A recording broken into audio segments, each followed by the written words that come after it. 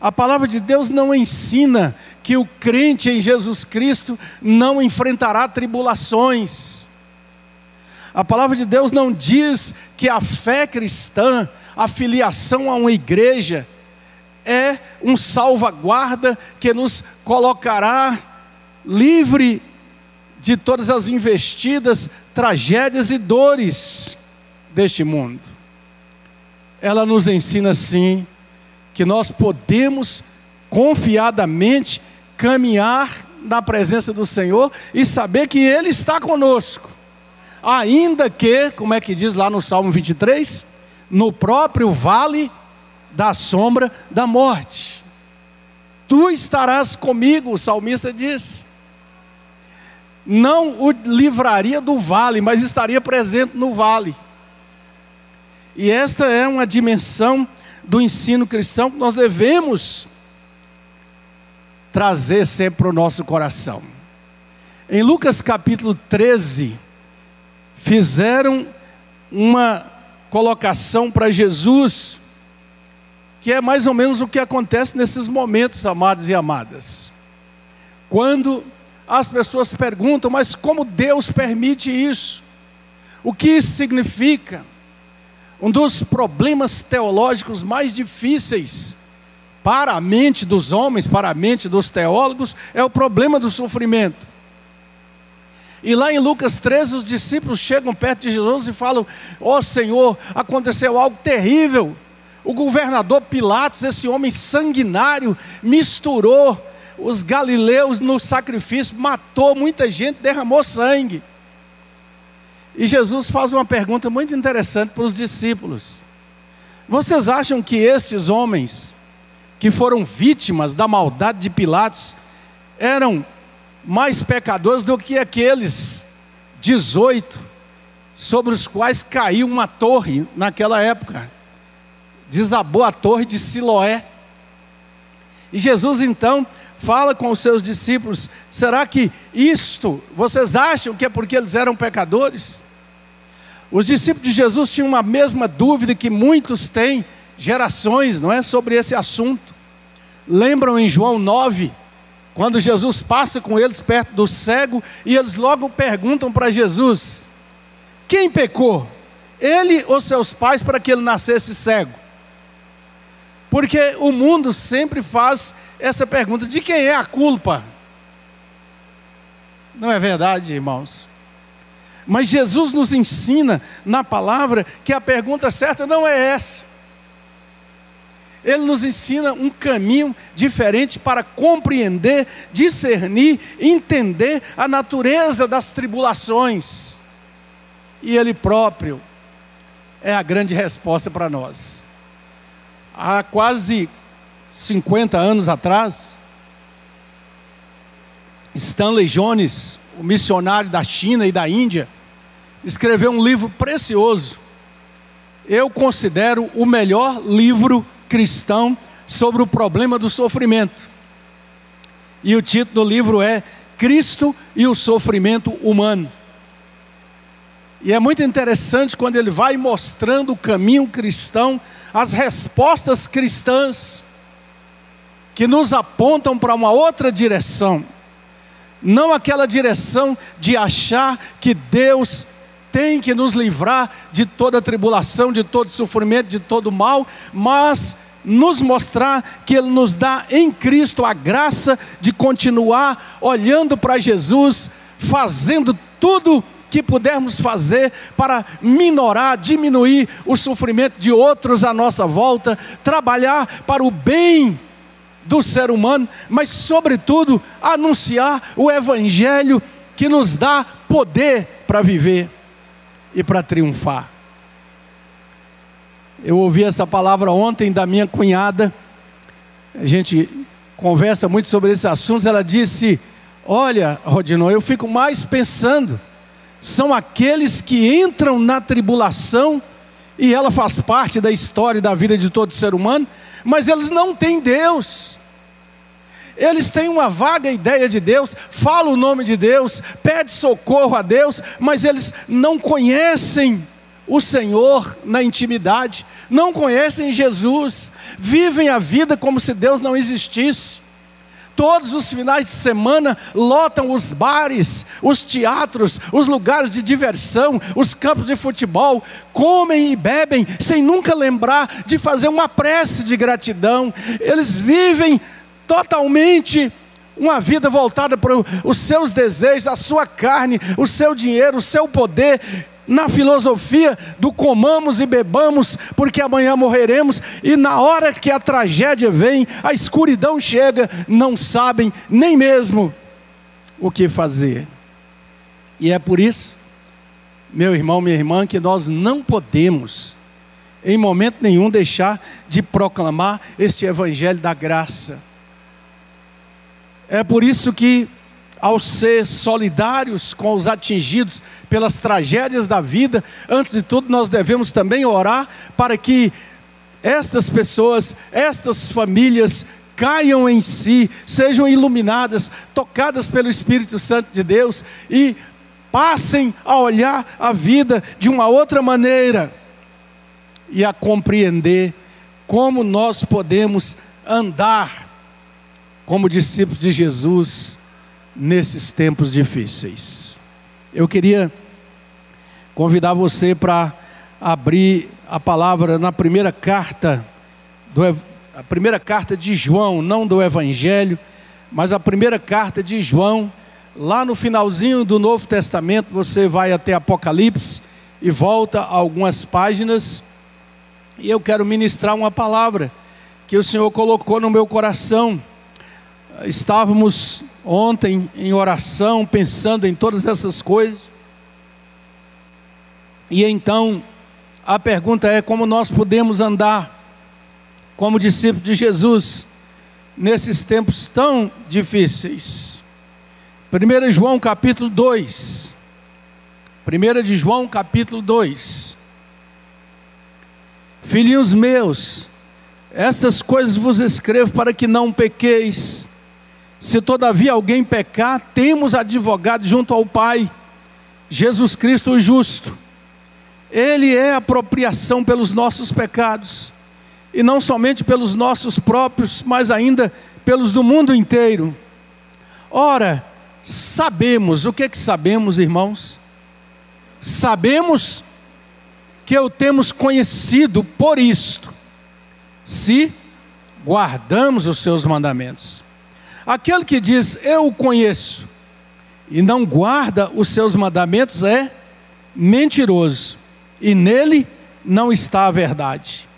Aquele, entretanto, que guarda a sua palavra, nele verdadeiramente tem sido aperfeiçoado o quê?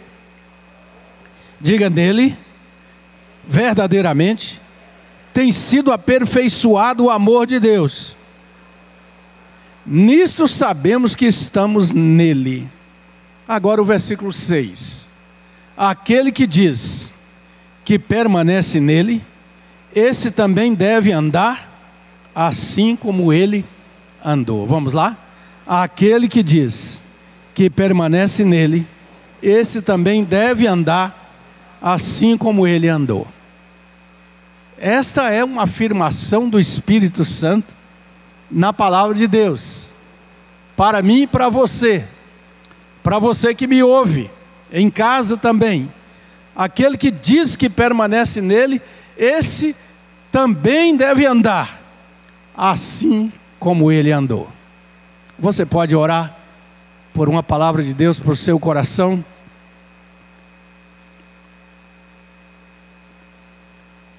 Nos prostramos diante de Ti, Senhor, e rogamos Tua palavra, que edifica, que consola, que restaura, que cura, que salva, que dá razão para viver. Tua poderosa palavra, que não pode ser impedida, não pode ser impedida, porque o Senhor a liberou para produzir fruto. Tua bendita palavra. Oramos para que ela venha e seja bálsamo do Senhor no nosso coração, em nome de Jesus, amém? Diga assim: eu quero, Senhor, receber a Tua palavra Ei, diga com mais convicção: eu quero, Senhor, receber a tua palavra no meu coração.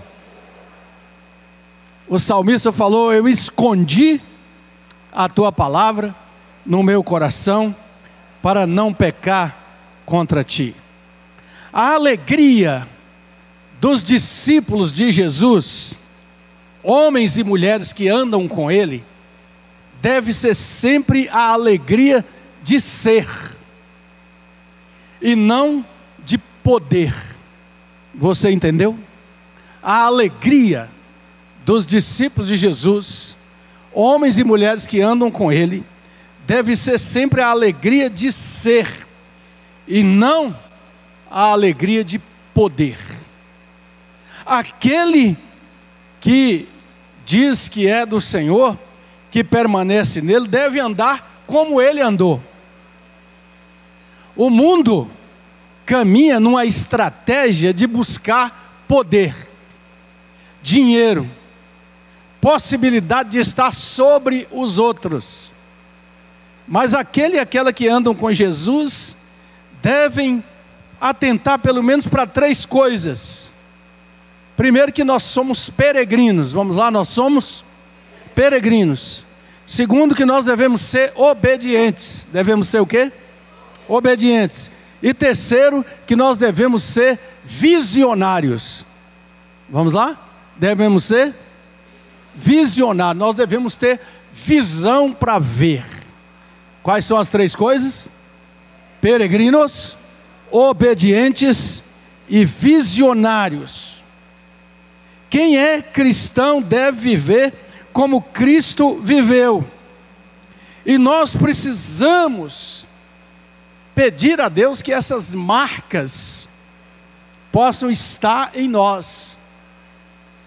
O apóstolo Paulo, certa vez, ousou dizer assim: ninguém me moleste, porque eu trago no meu corpo as marcas de Cristo Jesus. Ele não estava falando de tatuagem, ele estava falando de coisas muito mais profundas do caráter, da sua vida, do seu coração. Eu trago no corpo as marcas de Cristo Jesus. E se você quiser entender o que é isso, toma uma atitude, tenha coragem de abrir Atos dos Apóstolos e ler do princípio até o fim. Olha o que acontece com este homem chamado Paulo, a partir do momento que ele cai por terra na estrada de Damasco, e faz a grande, tremenda, decisiva pergunta: quem és tu, Senhor? E ele escuta Jesus dizer: eu sou Jesus, a quem tu persegues. Mas levanta, porque agora você é um instrumento escolhido. Marcas, marcas. Nós cantamos tantos cânticos preciosos, não é? Nós cantamos: eu te pertenço, Deus. Pertencemos mesmo.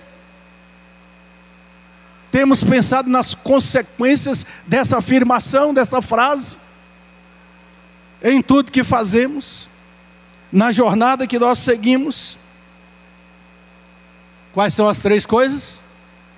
Peregrinos, obedientes e visionários. Os peregrinos estão buscando a pátria. Hebreus capítulo 11, versículo 14. Os que assim andam manifestam que estão procurando uma pátria. O verso 16 diz que eles aspiram, anelam, desejam uma pátria superior. Tem tanta gente, principalmente no chamado terceiro mundo, que às vezes diz isso: eu queria ter nascido no Canadá, eu queria ter nascido nos Estados Unidos, e tantos arriscam até a vida para fazer uma imigração, porque lá eu seria isso, lá eu seria aquilo. Mas essa turma aqui, chamada de gente da fé, de Hebreus 11, eles não estão aspirando uma pátria humana, onde possam ir ganhar dinheiro, fazer isso, aquilo, aquilo outro, mas eles esperam uma pátria melhor, porque eles sabem que o cristão tem uma superior promessa de Deus. Meus irmãos e irmãs, nós somos peregrinos. Nós não podemos construir coisas muito definitivas aqui. Levantai e andai, porque não é aqui o vosso descanso. Aqueles que acham que tudo que almejam é aquilo que está aqui, vão sofrer muito, porque esse mundo é feito de muitas perdas, por causa do pecado, por causa da imperfeição e da rebeldia humana. Há um hino que as nossas gerações de crentes cantavam, ainda temos este hino nos nossos hinários hoje, muito precioso. Eu sei que muitos aqui conhecem, já cantaram, e nós precisamos continuar cantando. Eu sou forasteiro aqui, em terra estranha estou, celeste pátria sim, é para onde vou. Embaixador por Deus, do reino lá do céu, venho em serviço do meu rei. Eis a mensagem que me deu, que os anjos cantam lá no céu: reconciliai-vos já, diz o Senhor, meu rei, reconciliai-vos já com Deus. Não esqueça que nós somos peregrinos. Não esqueça que por mais que somos, e somos mesmo, abençoados por Deus, em tantas coisas, a bênção do trabalho, a bênção da família, a bênção do lar, da casa própria construída, muitas vezes com tanto esforço, a bênção que talvez para alguns aqui Deus tem dado, de crescer economicamente, financeiramente, de ter sim muitos recursos, é bênção que vem de Deus também, mas não esqueça, você e eu somos forasteiros, e por isso a palavra diz assim: se as vossas riquezas aumentam, não ponhais nelas o vosso coração, porque a questão é de coração, é o coração. Precisamos lembrar que somos peregrinos, estamos andando na história e na jornada da nossa vida, porque nós temos um alvo, nós temos um lar onde chegar, nós temos um caminho. Me lembro de uma vez que o Senhor recolheu assim até inesperadamente para nós, né? Que para Deus nada é inesperado. Um irmãozinho muito querido, o irmão Davi, e a gente estava lá naquele dia do culto, em que entregamos aquele corpo à sepultura, e eu me lembrei de uma canção que ele gostava de cantar, a gente cantava juntos às vezes lá na roça: se tu chegares primeiro que eu, avisa que eu também chego lá, havemos de nos encontrar além do Jordão, que alegria será. É isso que vale a pena, é isso que dá sentido à jornada. Nós temos um alvo, nós temos um lugar, nós temos uma certeza, nós temos a garantia. João 14, não se turbe o vosso coração, credes em Deus, credes também em mim, disse Jesus, na casa de meu Pai há muitas moradas. Peregrinos, mas precisamos ser obedientes, nós precisamos viver a dependência. O mundo à nossa volta também nos ensina, a mídia, a propaganda, a publicidade do mundo só vai nesse sentido: seja independente, seja dono das coisas, você não precisa prestar obediência a ninguém. E nós sabemos o estado em que as coisas estão no mundo, por essa ideologia que tem entrado aí pelas mãos do inimigo das nossas almas, e a Bíblia nos adverte o tempo todo sobre ele, de pessoas absolutamente arrogantes na sua postura, inclusive na postura espiritual, gente querendo dar ordens em Deus, gente manipulando a palavra de Deus e buscando textos para apoiar um tipo de atitude em que muitas vezes dizem que Deus é obrigado a lhes dar prosperidade material, bens, dinheiro, saúde, cura o tempo todo. Ei, meu irmão, minha irmã, não me entenda mal, eu creio firmemente na cura divina, no poder de Deus de restaurar, de levantar, de abençoar, de nos fazer prosperar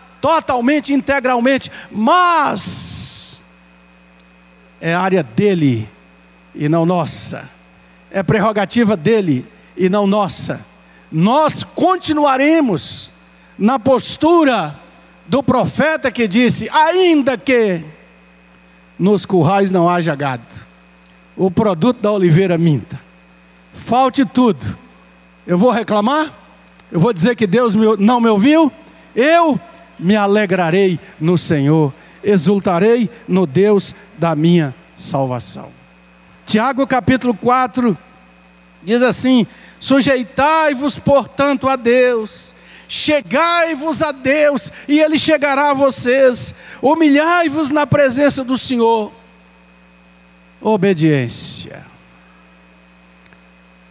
Precisamos nos lembrar nesse início de ano e fazer essa pergunta sempre para nós: estou sendo um servo obediente? Uma serva obediente? Estou sendo alguém que de fato entende que tudo pertence a Deus? O irmão Fred leu um texto aqui que eu gosto muito, muito dele, de estar trazendo a lembrança. Quando Tiago fala daqueles que orgulhosamente, jactanciosamente, arrogantemente: eu vou tal dia em tal lugar, vou fazer isso, vou fazer aquilo, esse ano eu vou ganhar, vou construir, vou fazer, e nunca se lembra de dizer: se o Senhor permitir, se o Senhor quiser. Moisés dizia sempre: se o Senhor se agradar de nós, nós iremos. Obediência. Obediência. A palavra de Deus diz: obedecei vossos guias. Conversando muito com pastores, eu ouço muito aqui e ali: não é mais o povo e a congregação do tempo passado. A gente fica rouco de tanto falar, às vezes até literalmente, né?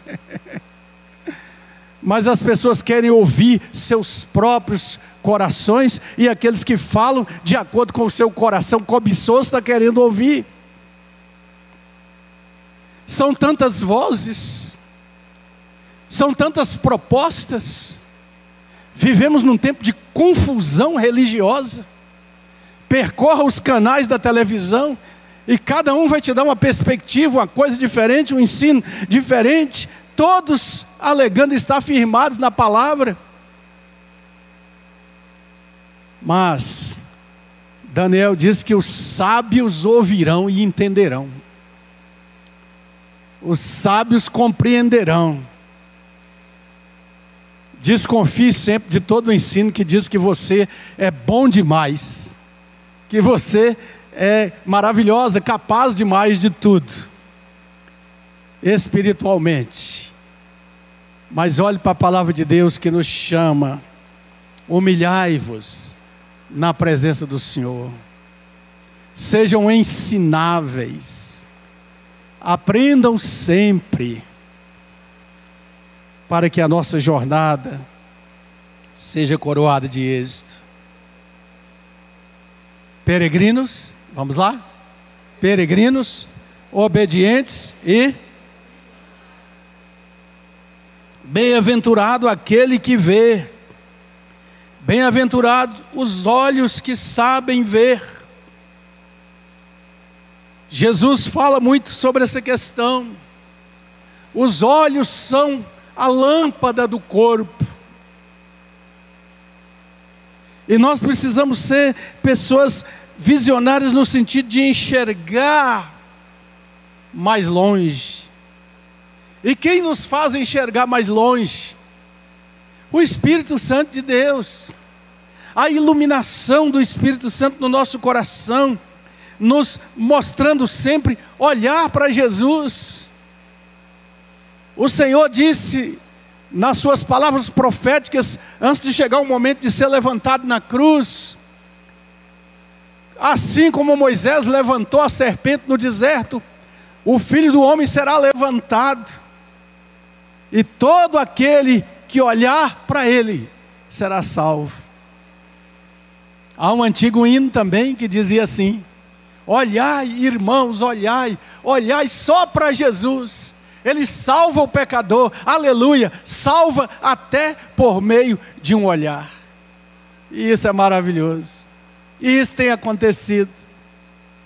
Dia desses ainda eu li sobre um muçulmano, dos mais radicais, que sonhou com alguém maravilhoso, que no sonho ele não conseguia olhar diretamente, tal era o brilho dos seus olhos, e depois foi lá na cidade do Cairo procurar um pastor de uma das igrejas lá, e para que ele explicasse para ele, porque no sonho ele havia escutado que ele precisava ir ouvir do pastor quem era Jesus.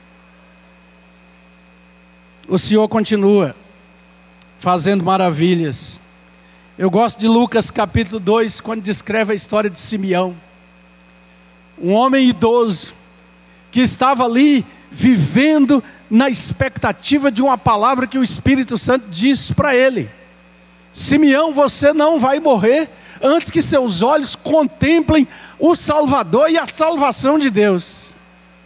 E naquele dia, Simeão é movido pelo Espírito Santo, vai até o templo, na hora que Maria e José chegam com o menino, para fazer aquela consagração inicial ali, e ele toma o menino nos olhos e fala: Senhor, agora o Senhor pode até despedir em paz o teu servo, porque meus olhos viram a tua salvação.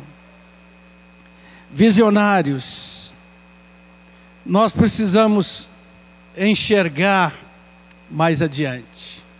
O cego de João capítulo 9, que é uma história bonita, que a gente deve ler várias vezes e contar para os outros, daquele cego curado por Jesus, de toda aquela ação dos fariseus para negar o milagre, inclusive levando aquele homem curado, até querendo que ele blasfemasse, que ele reconhecesse que quem fez aquele milagre era um pecador, e todas aquelas coisas lá você pode ler depois. Mas é maravilhoso quando eles o apertam, falam, e ele diz: olha, eu não sei se ele é pecador, se ele não é, eu só sei de uma coisa: eu era cego, mas agora eu vejo. E é maravilhoso quando a gente pode dizer isso. É maravilhoso quando muitos de nós aqui, eu sei, homens e mulheres que poderiam contar essa experiência, o dia em que seus olhos foram abertos, e você viu em Jesus Cristo o maior presente de Deus, aquele que veio ao mundo para salvar os pecadores, dos quais eu sou o principal, como disse também o apóstolo Paulo. Mas precisamos também ser visionários para enxergar o que está acontecendo à nossa volta. O cristão é chamado para viver uma contracultura. É por isso que nós precisamos, como filhos da luz, pedir discernimento a Deus o tempo todo, para olhar para Jesus e não nos deixar envolver pela maldade que se adensa, que cada vez mais será mais escura e tenebrosa no mundo em que nós estamos vivendo.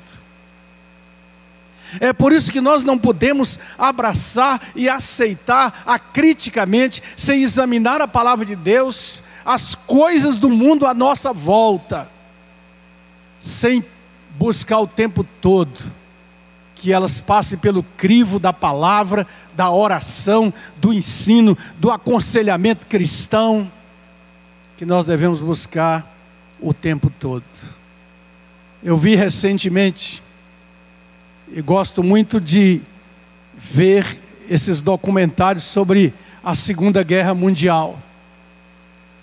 e vi o episódio que fala da ocupação de Paris. O domínio da França foi conseguido pelos exércitos de Hitler, numa rapidez que deixou o mundo todo boquiaberto. Um poder militar avassalador, tremendo, terrível. Os tanques entram e marcham, entram em Paris. E aquela cidade tão orgulhosa dos seus tesouros culturais, da sua grandeza, da sua história, das suas revoluções do passado, agora está subjugada a um governo fantoche estabelecido. E a cidade amarga a fome, a privação e, sobretudo, vê o inimigo tomando conta de tudo. Mas aí acontece um episódio que é interessante historicamente, de jovens franceses, homens e mulheres que se levantam e começam uma resistência contra o inimigo. E é uma história muito interessante das lutas até que os exércitos aliados desembarcam e chegam para a libertação de Paris. Há lições espirituais para nós em todas as coisas da história. E é o próprio C.S. Lewis que diz assim: nós estamos vivendo num mundo ocupado. Há um invasor, há alguém que é um impostor, mas entrou no mundo, diz que o mundo é dele, domina as coisas, e nós como crentes precisamos fazer parte da resistência. Cada cristão que ora, cada cristão que se permanece firme com a palavra de Deus, cada cristão que diz, essa palavra é a verdade, e não o que os formadores de opinião estão dizendo. Essa palavra, quando diz que Deus criou homem e mulher, é homem e mulher mesmo. Essa palavra, quando diz que a mentira vem do inimigo, do diabo, é verdade, e não há lugar para mentira ter lugar na nossa vida. Então nós precisamos compreender que a decisão que temos que tomar é de caminhar o tempo todo falando aquilo que Paulo disse: longe de mim esteja o gloriar-me, a não ser na cruz de Jesus Cristo, pela qual o mundo está crucificado para mim, e eu estou crucificado para o mundo. Querido e querida, para viver isso nós precisamos da graça de Deus. Nós precisamos dedicar mais tempo à meditação. Disse um pensador cristão que há duas ciências que as pessoas precisam aprender: a ciência das palavras e a outra mais difícil, a ciência do silêncio, da solitude. Pergunta para você e para todos nós aqui. Você responde para o seu próprio coração: quantos minutos, será que posso perguntar quantas horas, na semana você tem sozinho com você mesma, sozinha com você mesmo, sozinho com você mesmo, com a palavra de Deus, com a meditação? Quanto tempo você dedica a pensar, e pensar biblicamente, rogando a luz do Espírito Santo sobre um assunto que chegou até você no telefone, no computador? Quanto tempo você leva para responder a alguma coisa que foi perguntada, que diz respeito a algo muito maior do que simplesmente a escolha da cor de uma camisa? Como é que nós poderemos ser sábios se tudo à nossa volta conspira e nós estamos entrando nessa da aceleração precipitada para resolver tudo, para fazer tudo para ontem? São coisas a considerar. Outro pensador disse assim: Deus ainda se manifesta em ocasiões nas quais encontra alguém suficientemente quieto para ouvir e solitário o bastante para prestar atenção. Somos o quê? Peregrinos, obedientes e visionários, caminhando em direção ao alvo da nossa vida. Precisamos e carecemos muito de olhar para essa palavra que lemos em 1 João. Nós sabemos que Ele é a propiciação pelos nossos pecados. Sabemos e só vamos saber que somos dele se guardamos seus mandamentos, se andamos de acordo com a sua palavra. Nós não sabemos que somos dele porque pertencemos a uma igreja, não somente por isso. Nós não sabemos que somos dele porque falamos seu nome o tempo todo e fazemos muitas campanhas religiosas para alcançar bênçãos. Aqui diz que nós sabemos que somos dele quando guardamos os seus mandamentos, quando damos valor à sua palavra, quando guardamos a sua palavra, quando deixamos que o amor de Deus seja aperfeiçoado em nós o tempo todo e em todas as dimensões da nossa vida. Nós cantamos um cântico muito precioso nessa noite. Eu queria chamar os irmãos, por favor, da nossa banda aqui, para a gente cantar de novo. És minha vida,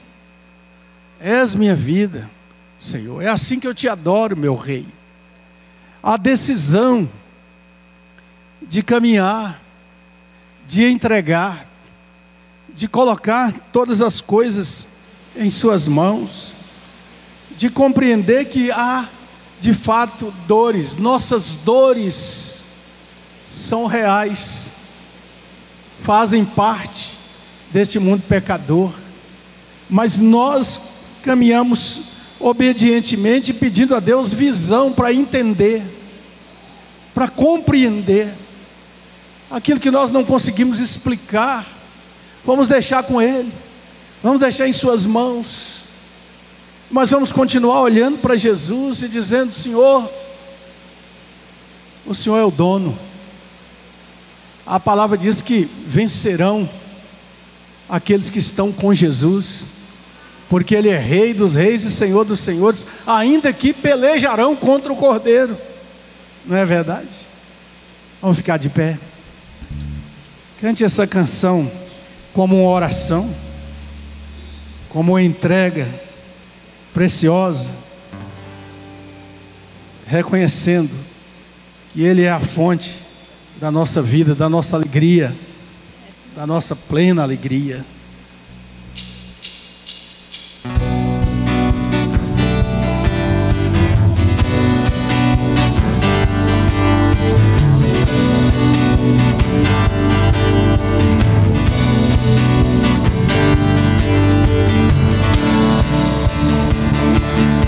És minha vida, minha alegria, és minha força para prevalecer. Posso viver o que canto, mostrando ao mundo e te adoro, meu Rei. Te agradeço, Senhor, viverei para teu louvor, como um filho que carrega o teu santo nome. Eu proclamarei o que quando viverei cada dia. Te adoro, meu Rei.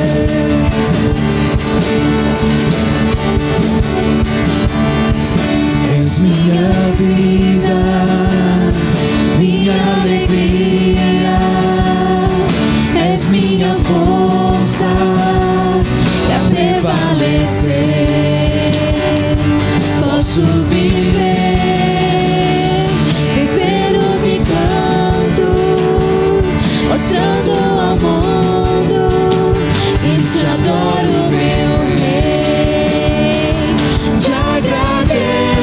Senhor, viverei para teu louvor, como um filho que carrega o teu santo nome.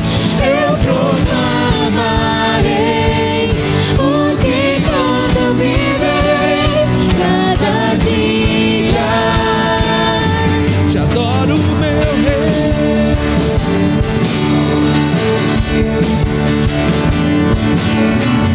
Todo meu coração, com toda a força que há em mim, é assim que te adoro, meu Rei.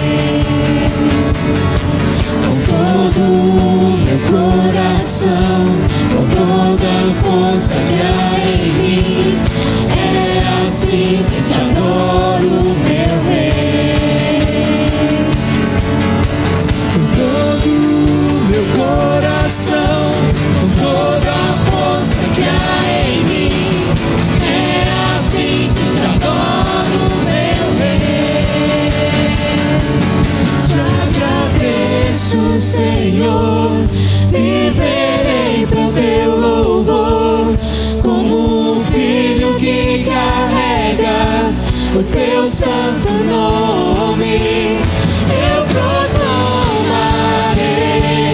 o que canto viverei cada dia. te adoro, meu Rei. Aleluia. Cada dia te adoro, meu Rei. Aleluia. Louve com palmas, celebre com bastante alegria, dê glórias a Ele. Aleluia. Grande é o Senhor.